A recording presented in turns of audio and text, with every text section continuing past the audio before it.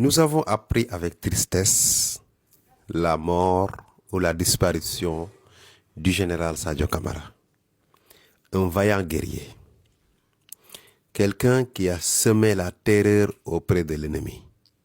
De par son abnégation, son patriotisme et sa détermination, il a sauvé à plusieurs reprises le peuple malien de la violence des barbares. Aujourd'hui, on nous annonce sa disparition après un attentat lâche, venu toujours de l'ennemi barbare. Je fais cette vidéo-là aujourd'hui pour parler au peuple malien par rapport à la guerre et tout ce qui peut arriver. Vous savez, vous êtes un grand peuple. Mais je veux que vous sachiez une chose. La grandeur d'un peuple ne se résume pas uniquement à sa grande capacité à donner des coups à l'ennemi.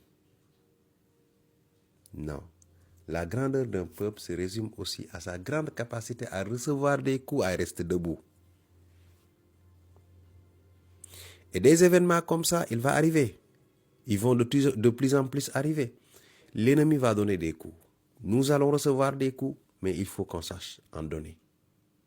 À chaque fois que nous avons un martyr qui tombe sur le champ d'honneur, sa disparition, son départ vers le monde de l'immortalité doit être la source de naissance de milliers d'autres guerriers capables de faire le même sacrifice. Et j'ai l'absolue certitude que ce sera le cas. La mort de Sadio Camara n'est pas seulement une disparition d'un général, d'un patriote qui a fait le sacrifice ultime pour la préservation de la dignité du peuple malien. C'est le début de la naissance de 10 000 autres jeunes prêts à faire le sacrifice au nom de la dignité, au nom de la souveraineté du peuple malien. Il est extrêmement dur quand vous êtes dans des situations comme ça, de perdre des personnes comme Sadio Camara. Mais sachez que la grandeur d'un peuple se résume également à sa grande capacité de résilience.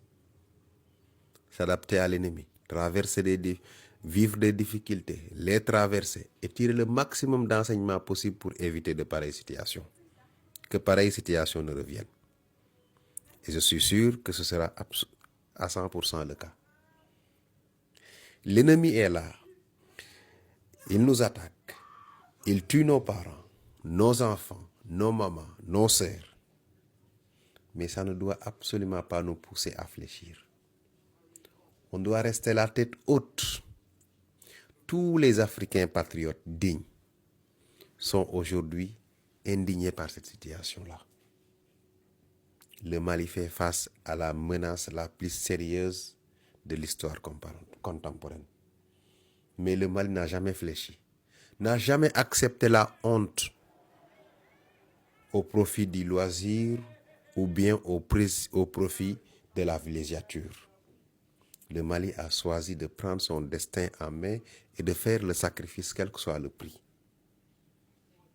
Un peuple qui a accepté qui a fait le choix de faire le sacrifice pour la préservation de sa dignité, doit toujours être prêt à traverser des événements comme ce que nous sommes en train de vivre. La mort de Sadio Camara, en réalité, n'est pas une mort, c'est juste un voyage vers l'immortalité pour permettre aux futurs martyrs de prendre la relève.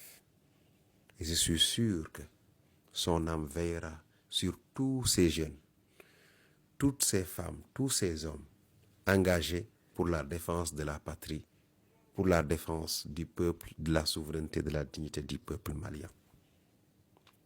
Jeunes Maliens, le combat pour votre liberté, pour votre dignité, personne ne le fera à votre place.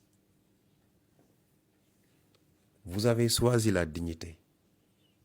Le monde contemporain préfère les larbins et les traîtres. Sachez que quelques minorités de dignes Africains, patriotes, sont aujourd'hui à vos côtés.